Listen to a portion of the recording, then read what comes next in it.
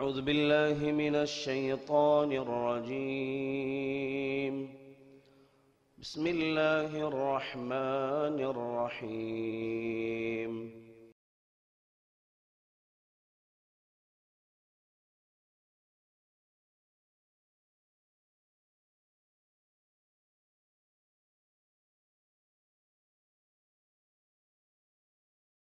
السلام عليكم ورحمة الله وبركاته. الحمد لله رب العالمين الرحمن الرحيم مالك يوم الدين. أشهد أن لا إله إلا الله وحده لا شريك له وأشهد أن محمدا عبده ورسوله. أما بعد، فإن أصدق الحديث كتاب الله، وخير الهدي هدي محمد صلى الله عليه وسلم، وشر الأمور محدثاتها، وكل محدثة بدعة، وكل بدعة ضلالة، وكل ضلالة في النار. فأعوذ بالله من الشيطان الرجيم. بسم الله الرحمن الرحيم. يا أيها الذين آمنوا اتقوا الله حق تقاته ولا تموتن إلا وأنتم مسلمون. رب اشرح لي صدري ويسر لي أمري واحلل عقدة من لساني يفقه قولي. اللهم صل على محمد وعلى آل محمد كما صليت على إبراهيم وعلى آل إبراهيم إنك حميد مجيد. اللهم بارك على محمد وعلى آل محمد كما باركت على إبراهيم وعلى آل إبراهيم إنك حميد مجيد. எல்லா புகழும் புகழ்ச்சியும் ஏக இறைவன் அல்லாஹ் ஒருவனுக்கே சொந்தம்.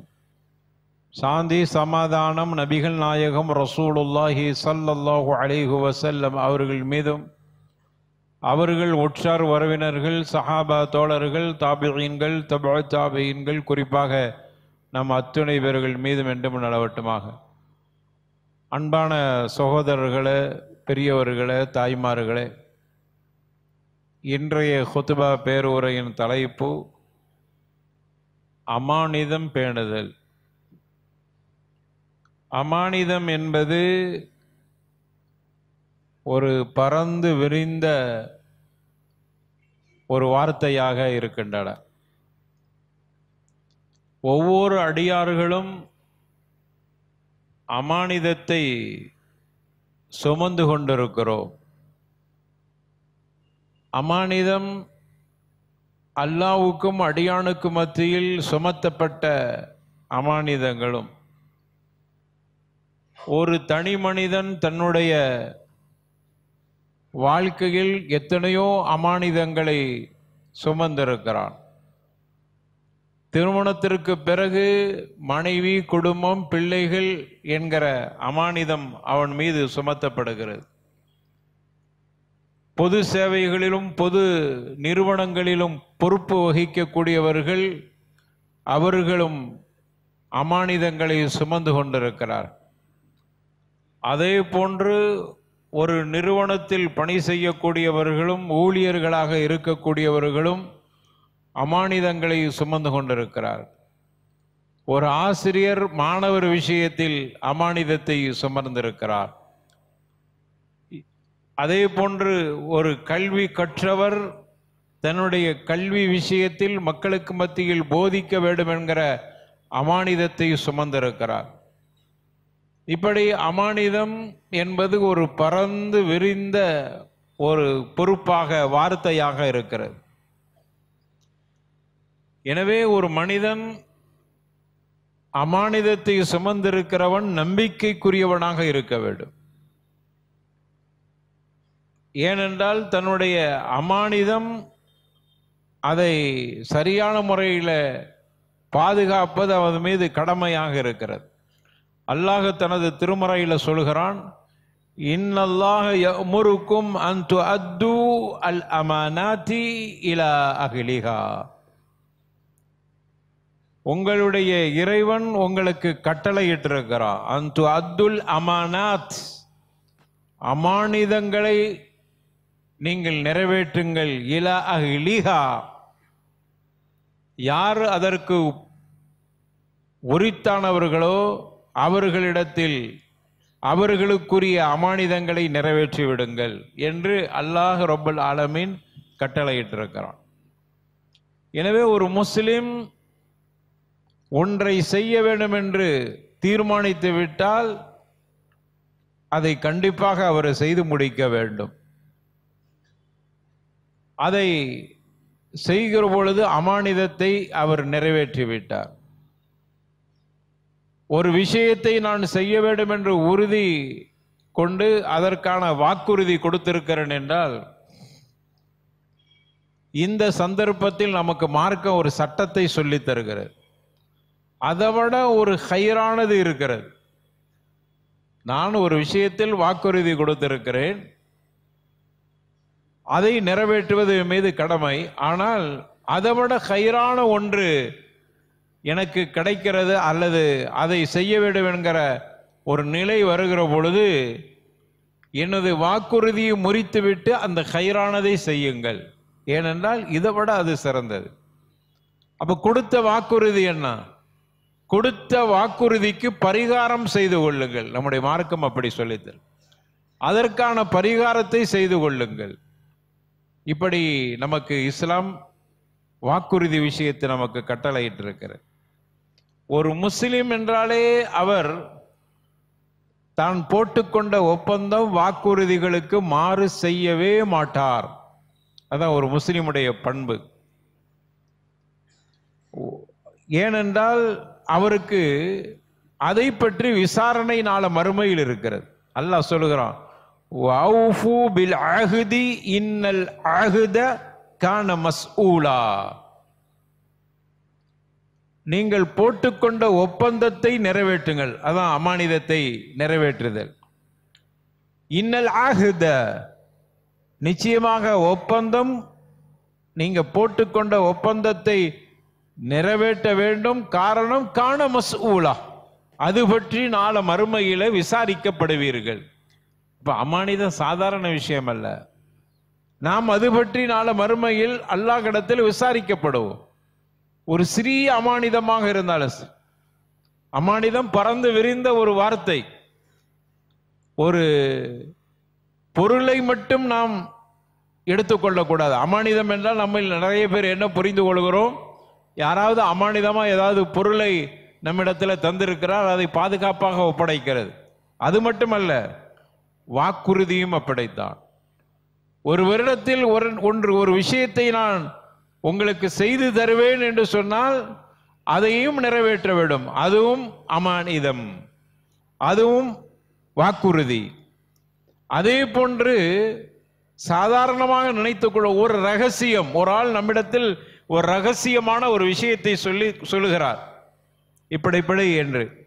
அவரோடு நாம் ஒற்றுமையாக இருக்கிற பொழுது ரகசியத்தை பாதுகாத்துக் கொள்கிறோம். அவருக்கும் நமக்கு மத்தியில் ஏதாகிலும் பிரச்சனை வந்து விட்டால், ஏதாவது பலாய் ஏற்பட்டு விட்டால் அதை அப்படியே போட்டு உடைக்கிறது. இதுவும் அமானித மோசடி. நிறைய பார்க்கிறோம். பொது அமைப்புகளில் இருக்கக்கூடியவர்கள்ட்ட இப்படிப்பட்ட மோசமான தன்மையை பார்க்கலாம். தங்களுடைய அமைப்பில் இருக்கிற வரைக்கும் அவரை பற்றியான ரகசியங்களை பாதுகாத்துக் கொள்வார்கள். தன்னுடைய அமைப்பில் இருந்து சென்று விட்டாலோ அல்லது இவர் அங்கிருந்து வெளியில் வந்து விட்டாலோ அதையெல்லாம் போட்டு உடைத்து விடுவார். உனக்கு அமானிதம். அது அமானிதத்தை பற்றி நாள மறுமையில் காண மஸ்ஊலா, விசாரிக்கப்படுவாய். இப்ப அமானிதத்தை எவ்வளவு கண்ணியமான முறையில் பாதுகாத்து கொள்ள வேண்டும். அமானிதம் அந்த அளவுக்கு பாதுகாக்கப்பட வேண்டும். ரகசியமும் ஒரு அமானிதம் தான். உன்னிடத்தில் ரகசியமாக சொல்லப்பட்டது அல்லது உனக்கு மட்டுமே தெரிய வேண்டிய விஷயம் யாருக்கும் தெரியக்கூடாது என்ற ஒரு நம்பிக்கையில் உன்னிடத்தில் சொல்லி இருக்கிறார். அந்த நம்பிக்கைக்கு மோசடி செய்வது அமானிதத்துக்கு மோசடி செய்ததாக கருதப்படுகிறார். எனவே அமானிதம் அந்த அளவுக்கு முக்கியமான ஒன்றாக இருக்கிறது. அமானிதம் நபிமார்களின் பண்பாக இருக்கிறது. எல்லா நபிமார்களும் அமீனாக இருந்தார்கள். எல்லா நபிமார்களும் அல்லாஹ்விடத்திலிருந்து வந்த தூது செய்தி ஒரு பெரிய அமானிதம். அந்த அமானிதத்தை எந்தவித மறைவு ஒளிவு மறைவு இல்லாமல் அந்த மக்கள்கிட்ட ஒப்படைத்தார்கள். இதுவும் அமானிதத்தை அல்லாஹ் புறத்திலிருந்து தனக்கு கிடைத்த அமானிதம். அல்லாஹ் சொல்வதற்கு என்னை ஏற்பாடு செய்திருக்கிறார், அதை நான் பிறருக்கு சொல்லி ஆக வேண்டும் என்கிற அடிப்படையில் நபிமார்கள் அனைவர்களும் அமானிதத்தை பேணினார். அதிலும் குறிப்பாக கண்மணி நாயகம் ரசூலுல்லாஹி ஸல்லல்லாஹு அலைஹி வஸல்லம் அவர்களுக்கு அல் அமீன் என்கிற பட்டமே இருக்கிறது. நம்பிக்கைக்குரியவர், அமானிதத்தை பாதுகாக்கக்கூடியவர்கள். அரபுகள்கிட்ட அன்னைக்கு அமானிதத்தை பாதுகாக்கக்கூடியவர்கள் யாருமே இல்லை. நபிகள் நாயகம் ஸல்லல்லாஹு அலைஹி வஸல்லம் அவர்கள்ட்ட ஒரு அமானிதத்தை ஒப்படைத்தால், பொருளையோ அல்லது ஒரு வார்த்தையையோ அல்லது ஒரு விஷயத்தை ஒப்படைத்தால், அமானிதத்துக்கு எந்த சேதாரத்தையும் ஏற்படுத்தாமல் கண்மணி நாயகம் ரசூலுல்லாஹி ஸல்லல்லாஹு அலைஹி வஸல்லம் அதை நிறைவேற்றக்கூடியவர்களாக இருந்தார்கள். எனவே தான் அல் அமீன் என்கிற பெயரே அவருக்கு வர காரணமாக இருந்தது என்பதை வரலாற்றில் பல நேரங்களில் நாம் தெரிந்து கேட்டும் இருக்கிறோம். அப்படிப்பட்ட அமானிதத்தை பாதுகாப்பது என்பது நபிமார்களுடைய பண்பாக இருக்கிறது. அமானிதம் விஷயத்தில் பொடுபோக்காக இருந்துடக்கூடாது. சாதாரண விஷயம்தான். நான் 5 மணிக்கு இங்கு வருகிறேன் என்று சொல்லியிருக்கிறோம் ஒருவர்கிட்ட, அவர் எதிர்பார்த்து கொண்டு இருப்பார், அதுவும் அமானிதம் தான். 5 மணிக்கு சொல்லிட்டு 6 மணிக்கு போறது அமானிதத்துக்கு நாம் சேதாரம் செய்து விட்டோம். அதே மாதிரி ஒரு நிகழ்வு 5 மணி, குறிப்பாக நமது ஊரை பொறுத்தவரையில் திருமணம், அதே மாதிரி ஏதாவது நிகழ்ச்சிகள் என்று வைத்து விட்டால் நம்ம மக்களே சர்வசாதாரணமாக சொல்லிக் கொள்கிறோம். 9ன்னா 9:30 ஆகிறோம், 10ன்னா 10:30 ஆகிறோம். இது அமானிதத்தில் தசாஹுல் என்று சொல்வார், பொடுபோக்குத்தனம். அமானிதத்தில் பொடுபோக்குத்தனம். அமானிதத்தில் சரியாக இருக்கணும். அந்த அவுகாத்துகளை பேண வேண்டும், நேரத்தை சரியான முறையில் பேணி நடக்க வேண்டும். ஏனென்றால் நீங்க சும்மா இருப்பீங்க. நான் ஒரு நிகழ்ச்சி நடத்துகிறேன் என்றால் எனக்கு அதை தவிர வேற வேலை இல்லை. நான் அதை 9 மணிக்கு நடத்தினாலும் சரி, 9:30 10க்கு நடத்தினாலும் சரி, எனக்கு பிரச்சனை இல்லை. ஆனால் இந்த நிகழ்ச்சிக்கு வர இருக்கிறவர்கள் ஒவ்வொருவர்களுக்கு ஒவ்வொரு வேலைகள் இருக்கும், ஒவ்வொருவர்களுக்கு ஒவ்வொரு பொறுப்புகள் இருக்கும். அவர்களுடைய நேரத்தை நான் வீணடித்து விட்டேன் என்கிற குற்றவாளியாக மாறிவிடுவேன். எனவே இந்த விஷயத்தில் கவனம் எடுத்துக்கொள்ள வேண்டும். குறிப்பாக திருமணங்கள், அமானிதத்தை பாதுகாப்பதில் கவனமற்றவர்களாக இருக்கிறோம். 9 மணி என்றால் 9 மணிக்கு சரியாக நடத்தி விடுங்கள். யாராவது வர இல்லைன்னா அவர்தான் குற்றவாளி, அவர் பொறுப்பாளி, அவர் அதை பார்த்து கொள்ளட்டும். ஆனா நம்ம என்ன செய்யறோம், அந்த ஒருவருக்காக வேண்டி அவ்வளவு பேருடைய நேரத்தை வீணடித்து அவ்வளவு பேர்களுடைய அமானிதத்தையும் நாம் கெடுத்து விடுகிறோம்.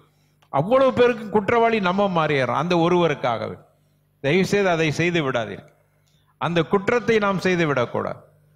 ஒரு நிகழ்வு 9 மணி என்றால் அவர் வரணும், அவர் அமானிதத்தை பேணக்கூடியவராக இருக்கட்டும். அவர் தாமதமா வர்றாருன்னா அவருக்கு 2 காரணம் இருக்கும். ஒன்று, ஏதாகிலும் ஒரு நெருக்கடியான விஷயம், நல்லதை நினைத்துக் கொள்வோம். அல்லது பொடுபோக்கான ஒரு சிந்தனை. பொடுபோக்குள்ளவர் நம்முடைய நிகழ்ச்சிக்கு வராமல் இருப்பதே ஹைரானது. நாம் அவரை ஹைரான மனிதராக நினைத்து விடக்கூடாது. ஷர்னாஸ் அவர். காரணம், அவ்வளவு பேருடைய நேரத்தையும் வீணடிக்கக்கூடிய ஒரு மனிதராக இருக்கிறார். உண்மையான காரணமாக இருந்தால் அது பிரச்சனை இல்லை, அல்லாஹ் அவரை மன்னிப்பான். ஆனால் சும்மா தாமதமாகவே வரக்கூடிய பழக்கமுடையவராக இருக்கிறார். அவருக்காக வேண்டி எல்லாருடைய நேரத்தையும் நாசப்படுத்துவது என்பது அதுவும் ஒரு வகையில் அமானிதத்தை பாழ்படுத்துவதாகத்தான் இருக்கும். எனவே இதிலும் கவனம் எடுத்துக் கொள்ள வேண்டும்.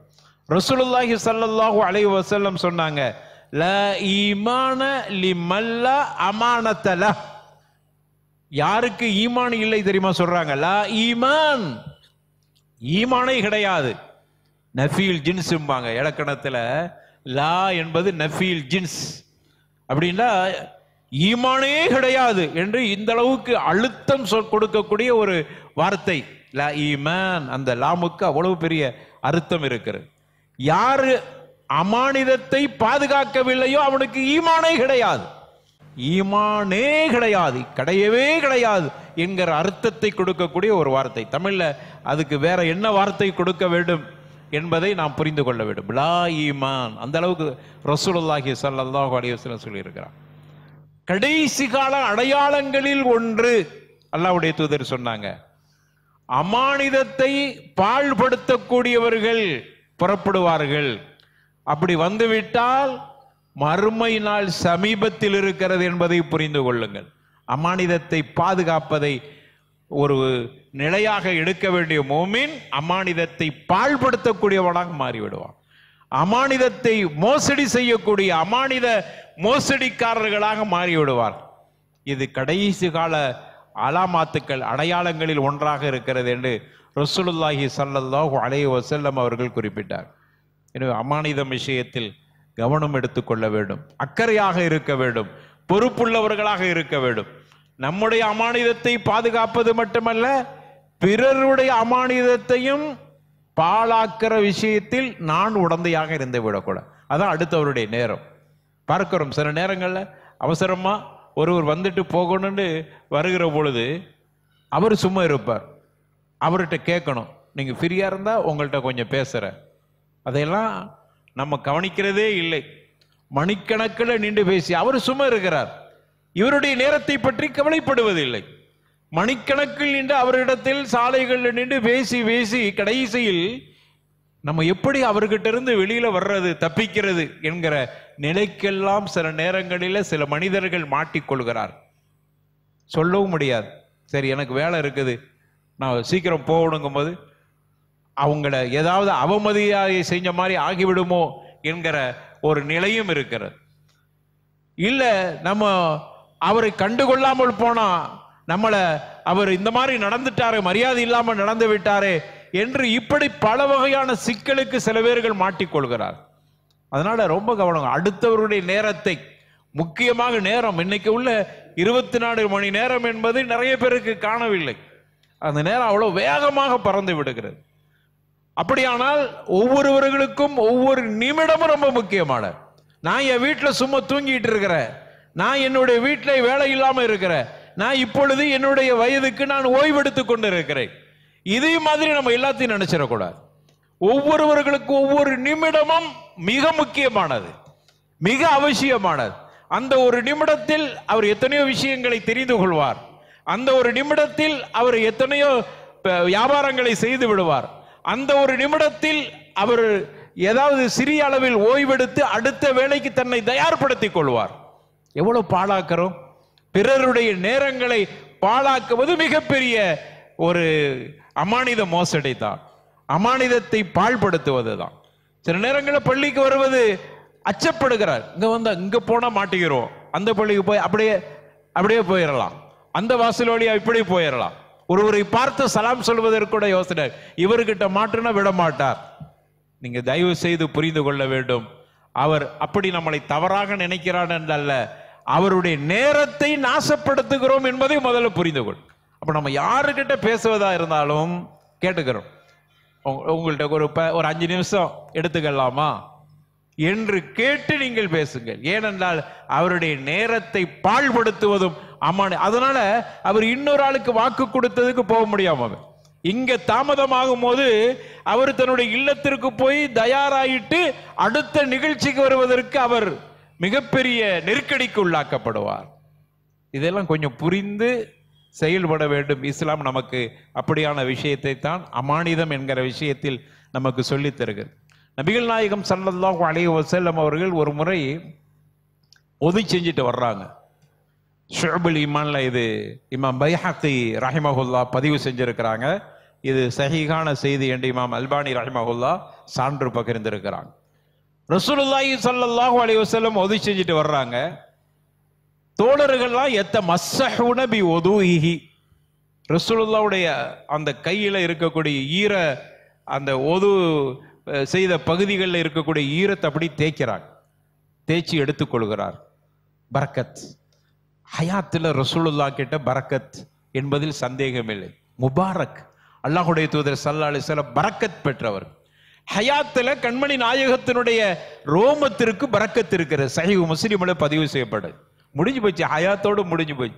இப்ப யாராவது ரோமம், இமாம் அல்பானி ரஹ்மஹுல்லாஹ் கண்டிக்கிறாங்க, இப்ப யாராவது ரசூலுல்லாஹ்வுடைய ரோமம் முபாரக்கான ரோமத்தை வைத்திருக்கிறார் என்று சொன்னால் கஸ்ஸாப், அவன் பொய்யன், அவன் மோசடிக்காரன். முடிஞ்சிச்சு. இப்பமெல்லாம் அது சரியான ரசூலுல்லாஹ்வுடைய முடிதான் என்பதை சந்தேகம். அப்படியோ இருந்தாலும் அதற்கு இப்பமெல்லாம் பரக்கத்து இல்லை. இப்ப நம்ம ஏத்துக்கிற முடியாது, ஹயாத்துல முடிஞ்சு போச்சு.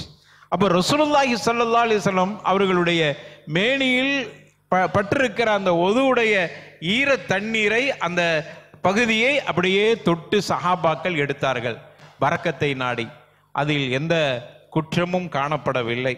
இந்த ஹதீஸும் சஹீஹான ஹதீஸ். ரசூலுல்லாஹி ஸல்லல்லாஹு அலைஹி வஸல்லம் அவர்கள் அதை வச்சு அப்போ உலமாக்களுடைய மேனியில் இருக்கிற தண்ணியை தடவலாம்.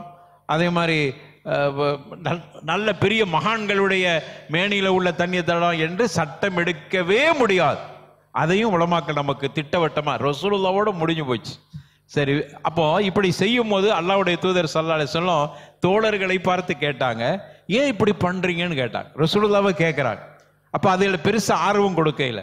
உடனே தோழர்கள் சொன்னா, ஹுப்புல்லாஹ் வ ரசூலு, நாங்க அல்லாஹ் ரசூலை நேசிக்கிறோம், நேசிக்கிறதுன் காரணமாக இப்படி உங்க மேல உள்ள நேசம் அப்படிங்கிறாங்க. அப்ப ஸல்லல்லாஹு அலைஹி வஸல்லம் சொன்னாங்க, மன் சர்ரஹு அய்யுஹிப்புல்லாஹ வ ரசூலா, அல்லாஹ்வையும் ரசூலையும் நேசிக்கிற விஷயத்தில் உங்களுக்கு ஆர்வம் இருக்குமானால், அல்லாஹ் ரசூலை நேசிக்கணும் அப்படிங்கிற விருப்பம் இருக்குமானால் 3 விஷயத்தை சொல்றேன், அதை நீங்க கடைபிடிங்க. இது கியாமத்து வரைக்கும் உள்ள விஷயம். 3 விஷயத்தை சொல்கிறேன், அதை கடைபிடிங்கள். அது கியாமத்து வரைக்கும் உண்டான விஷயம். கியாமத்து நாள் வரைக்கும் வாழுகிற எல்லா முஸ்லிம்களும் கடைபிடிக்க வேண்டிய விஷயம். அதுதாங்க அல்லாஹ்வுக்கும் ரசூலுக்கும் விருப்பமானது, மஹப்பத்தானது, ஒகப்பானது அப்படின்னு 3ஐயும் சொன்னாங்க. ஒன்று, ஃபல்யஸ்துக் ஹதீஸஹு இதா ஹத்தஸ, நீ பேசுகிற பொழுது உண்மையை தவிர வேற எதையும் பேசாதே. இது ஒன்று. நீ என் மேல நேசம் உனக்கு இருக்குமானால் உன்னுடைய பேச்சில் உண்மை இருக்கட்டவே. 2வது சொன்னாங்க, நீ நம்பிக்கைக்குரியவனாக உன்னை நினைத்து நம்பப்படுகிற பொழுது நீ அந்த நம்பிக்கை என்கிற அமானிதத்துக்கு மோசடி செய்து விடாதே. அமானிதத்தை பாதுகாத்துக்கொள். உன்னை நம்புறார், அதான் அமானிதம். ஒருவர் உன்னிடத்தில் ஒரு விஷயத்தை, ஒரு வார்த்தையை, ஒரு நேரத்தை, ஒரு உறுதியை எடுக்கிறார் என்றால் உன்னை நம்புகிறார். அல்லாஹ்வுடைய தூதர் அழகா சொல்றாங்க, உன் மீது நம்பிக்கை வைத்து ஒரு விஷயத்தை, ஒரு பொறுப்பை, ஒரு செய்தியை உன்னிடத்தில் பொறுப்பாக ஒப்படைத்திருக்கிற பொழுது அதை சரியாக நிறைவேற்றிக்கொள். இதுதான் அல்லாஹ் ரசூலை நேசிப்பதனுடைய அர்த்தம். 3வது சொன்னாங்க, ஃபல்யுஹ்சின் ஜவார மன் ஜாரஹு, உனக்கு பக்கத்து வீட்டுக்காரன் யார் இருக்கிறானோ அவன்கிட்ட ஒழுங்கா நடந்துக்க. இந்த 3ஐயும் நீ செய்யக்கூடியவனாக இருந்தா அல்லாஹ் ரசூலை நேசிக்கிறான். சும்மா இதுல பரக்கத்து அதுல பரக்கத்து என்று நீ தடவி இதெல்லாம் பரக்கத்துன்னு சொல்லி செய்வதை விட ஒரு மூமின் இதை செய்யட்டுமே. அல்லாஹ்வுடைய தூதர் ஸல்லல்லாஹு அலைஹி வஸல்லம் அது அந்த அளவுக்கு நீ நடந்து கொண்டால்தான். அதுல அமானிதத்தை குறிப்பிடுறார். அமானிதத்தை சரியாக பேணக்கூடியவனாக இருந்தால் மட்டும்தான் நீ அல்லாஹ் ரசூலை நேசித்தவனாக இருக்கும். சும்மா அல்லாஹும்ம ஸல்லி அலா முஹம்மது அப்படிலாம் சொல்லி பரக்கத்து அப்படிலாம் கிடைக்காது.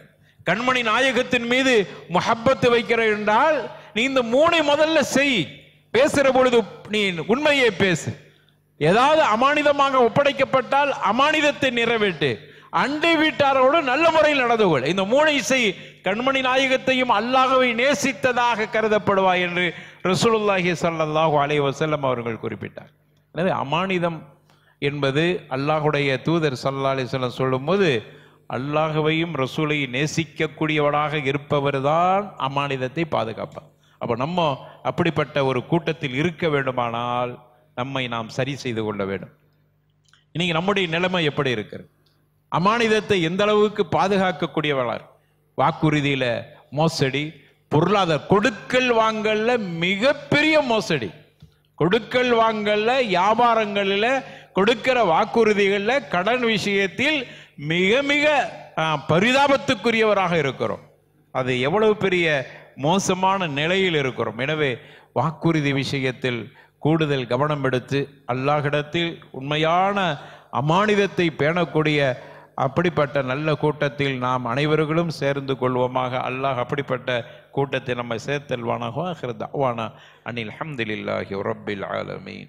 அல்ஹம்துலில்லாஹ் வஸ்ஸலாத்து வஸ்ஸலாமு அலா ரசூலில்லாஹ் وعلى آله حزب الله وأصحابه جند الله أما بعد فأعوذ بالله من الشيطان الرجيم بسم الله الرحمن الرحيم يا أيها الذين آمنوا اتقوا الله حق تقاته ولا تموتن إلا وأنتم مسلمون. அன்பான சகோதரர்களே, இப்னு உமர் ரலியல்லாஹு அன்ஹுமா வரலாஹுமா அவர்களுடைய நண்பர்களோடு மதீனாவினுடைய ஒதுக்குப்புற பகுதிகளுக்கு செல்கிறார். அந்த பகுதிக்கு செல்கிற பொழுது அங்கு ஒருவர் ஆடு மேய்த்து கொண்டிருக்கிறார். நிறைய ஆடுகள் அதை மேய்த்து கொண்டிருக்கிறார். இப்னு உமர் ரலியல்லாஹு அன்ஹுமா, உமர் கத்தாபுடைய மகனார், அவர்கள்ட்ட போனாங்க. போயிட்டு கடுமையான வெப்பம், அரபு நாட்டு வெப்பம், மதீனா பகுதிகளுடைய வெப்பத்தை எல்லாம் நாம் தெரிந்திருக்கிறோம். அவ்வளவு கடுமையான வெப்பத்தில் அந்த வெயிலில ஆடை மேய்த்து கொண்டிருக்கு. அப்ப குடிக்கிறதுக்கு தண்ணி கொடுக்கிறாங்க. அவர் குடிக்கல. ஆனா சாயிமுன் அப்படிங்கிறார், நான் நோன்பாளியாக இருக்கிறேன். இவங்களுக்கு பெரிய ஆச்சரியமாயிடுச்சு. நம்ம நோன்பு வைக்கிறது பெரிய விஷயம் அல்ல. இவர் ஆட்டை மேய்த்து கொண்டு இந்த வேணா வெயில்ல, பாலைவனம், அதுல ஒதுங்கிறது கூட பெரிய அளவில் மரங்கள் இல்லை, நோன்பு வச்சிருக்கிறாரே என்று இவர்கள் ஆச்சரியத்தோடு அவரை பார்க்கிறார். அவரோட நண்பர்களும் இருக்கிறாங்க. அதற்கு பிறகு அப்படியே கொஞ்ச நேரம் போயிட்டு திரும்ப வந்து அவங்கள்ட்ட கேட்கிறாங்க, ஹல்லக்க அன் தபீஅனா ஷாத்தா, உங்ககிட்ட இருக்கிற ஆட்டை எனக்கு விலைக்கு தருகிறாயா என்று கேட்கிறாங்க.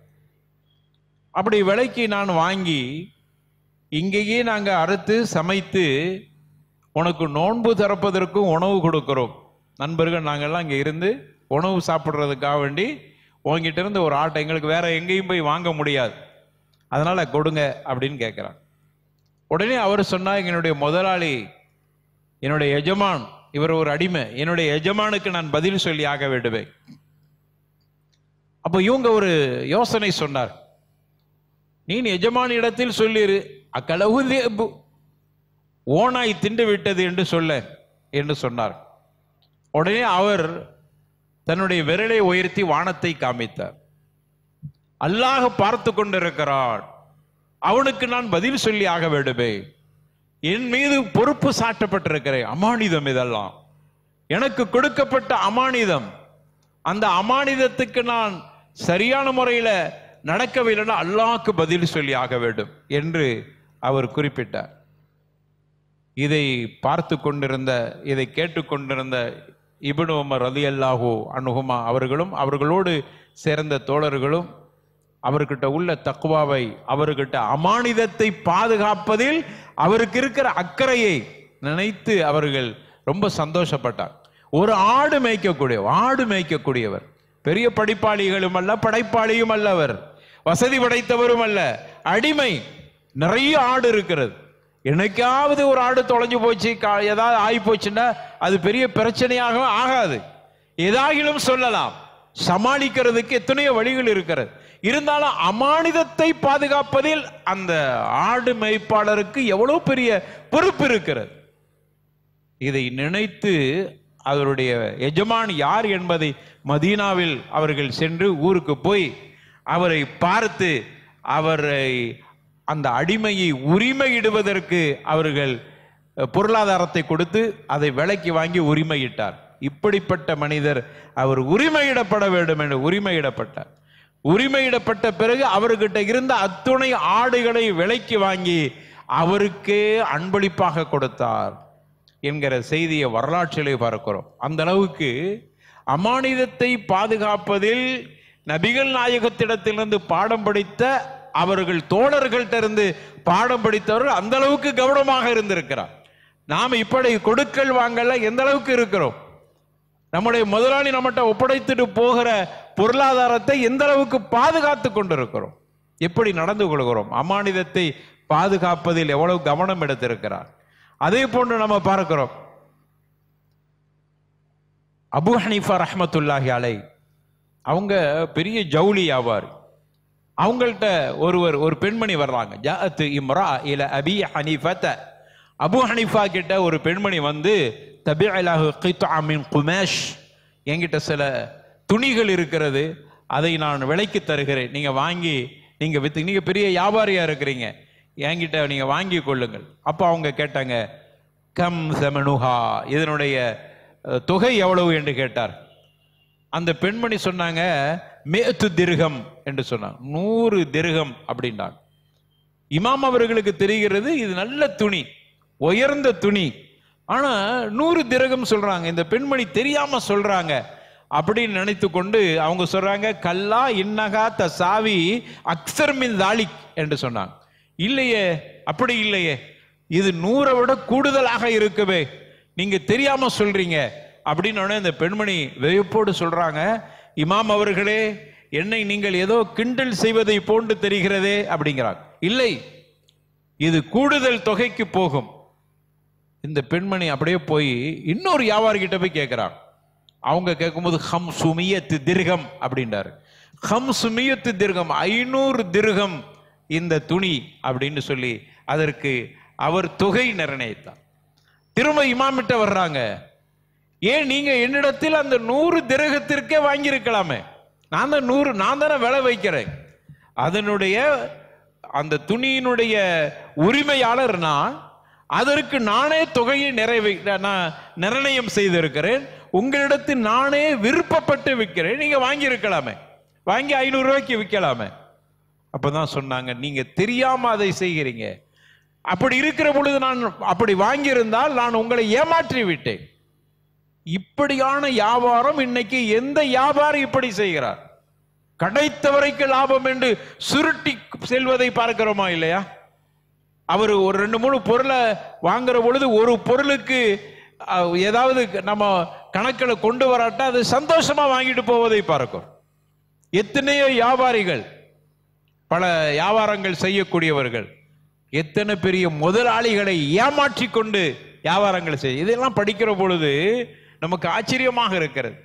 எந்த அளவுக்கு அமானிதத்தை பேணுதலை பாதுகாப்போடு அமானிதத்தை பாதுகாப்பதில் கவனம் எடுத்திருக்கிறார்கள். இறுதியாக ரசூலுல்லாஹி ஸல்லல்லாஹு அலைஹி வஸல்லம் ஒரு விஷயத்தை பதிவு செய்கிறாங்க. கடைசி காலம் வருகிற பொழுது ஒரு காலம் வரும், ஹுத்தாத், நிறைய மோசடிக்காரர்கள் உருவாகுவார்கள். நிறைய மோசடிக்காரர் வந்துடும். எப்படி வந்துருவாங்கன்னா, யுஸத்திகு ஃபீஹல் காதிபு வ யுகذிபு ஃபீஹஸ் சாதிகு வ யுதமனு ஃபீஹல் ஹாயின் வ யுஹவ்வினு ஃபீஹல் அமீன். அல்லாஹ்வுடைய தூதர் ஸல்லல்லாஹு அலைஹி வஸல்லம் சொல்றாங்க, நிறைய குத்தாத் மோசடிக்காரர்கள், அமானிதத்துக்கு மோசடி செய்யக்கூடிய வந்துருவாங்க. அவர்களுடைய பண்பை சொல்றாங்க. அவர்கள்லாம் எப்படி இருப்பார்கள் தெரியுமா? அவர்களுடைய பண்பு எப்படி இருக்கும் தெரியுமா? பொய்யர்களை உண்மைப்படுத்துவார். பொய்யனா இருப்பான், கஸாப், அவனை சாதிக்குன்னு சொல்லுவாங்க, உண்மைப்படுத்துவாங்க. உண்மையாளர்களை எல்லாம் பொய்யன் என்று சொல்வார். பொய்யனை எல்லாம் உண்மையாளராக்கி இன்னைக்கு பார்க்கிறோம். பெரிய பெரிய அவைகளில் பொய்யர்கள் இன்னைக்கு முன்னிலைப்படுத்தப்படுகிறார். உண்மையாளர்களாக, மெய்யாளர்களாக இன்னைக்கு ஊர்களில் உலாவி கொண்டிருக்கிறார்கள் பொய்யர்கள். ஆனால் சமூகத்தில் அவர்களெல்லாம் மெய்யர்களாக, உண்மை பேசக்கூடியவர்களாக, இதெல்லாம் ரசூலுல்லாஹி ஸல்லல்லாஹு அலைஹி வஸல்லம் முன்னறிவிப்பு செய்கிறாங்க. பொய்யர்கள் எல்லாம் முன்னிலைப்படுத்தப்பட்டு உண்மைப்படுத்தப்படுகிறார்கள். உண்மையாளர்கள் எல்லாம் பொய்ப்படுத்தப்படுகிறார்கள். மோசடிக்காரன்லாம் நம்பிக்கைக்குரியவன் என்று சொல்லப்படுகிறார்கள். நம்பிக்கைக்குரியவனை எல்லாம் மோசடிக்காரர்களாக பார்க்கிறார்கள். இப்படி ஒரு காலம் வரும், கியாமத் நாள் பக்கத்தில் வந்துருச்சு என்று ரசூலுல்லாஹி ஸல்லல்லாஹு அலைஹி வஸல்லம் அவர்கள் எச்சரிக்கை செய்தார். எனவே அருமையானவர்களே, அமானிதத்தை பாதுகாப்பதில் கவனம் எடுத்துக்கொள்ள வேண்டும். அமானிதத்தை பற்றி நாளை மறுமையில் விசாரிக்கப்படுவோம். நமது பிள்ளைக்கு நாம் அமானிதம், என்னுடைய மனைவிக்கு, என்னுடைய குடும்பத்திற்கு நான் பொறுப்பாளி, விசாரிக்கப்படுவேன். அதே போன்று என்னென்ன பொறுப்புகள்ல நம்ம இருக்கிறோமோ அந்த பொறுப்புகள் விஷயத்தில் கவனம் எடுத்துக்கொள்ள வேண்டும். அவைகள் அனைத்தும் அமானிதமாகவே கருதப்படுகிறது. வியாபாரிகள், உங்களுடைய அமானித விஷயத்தில் கவனம் எடுத்துக்கொள்ளுங்கள். இப்படி எல்லோருமே குல்லுக்கும் ராயின் வ குல்லுக்கும் மஸ்ஊலுன் அன் ரஅய்யதிஹி, அனைவர்களும் பொறுப்பாளிகள், அனைவர்களும் தங்களுடைய பொறுப்புகளை பற்றி விசாரிக்கப்படுவீர்கள். அமானிதத்தை பாதுகாக்கக்கூடியவர்களாக இருந்தால் மறுமையில் தப்பித்து கொள்ளலாம், இல்லை என்றால் மறுமையில் ஹலாக், நாசம், மிகவும் அல்லாஹ்வுடைய சன்னிதானத்தில் மாட்டிக்கொள்வோம். அல்லாஹ் அப்படிப்பட்ட ஆபத்திலிருந்து நாம் அனைவர்களையும் பாதுகாப்பானாக. வாஹிரு தஅவானா அல்ஹம்துலில்லாஹி ரப்பில் ஆலமீன் வலதிக்ருல்லாஹி அக்பர் வல்லாஹு யஅலமு மா தஸ்னஊன்.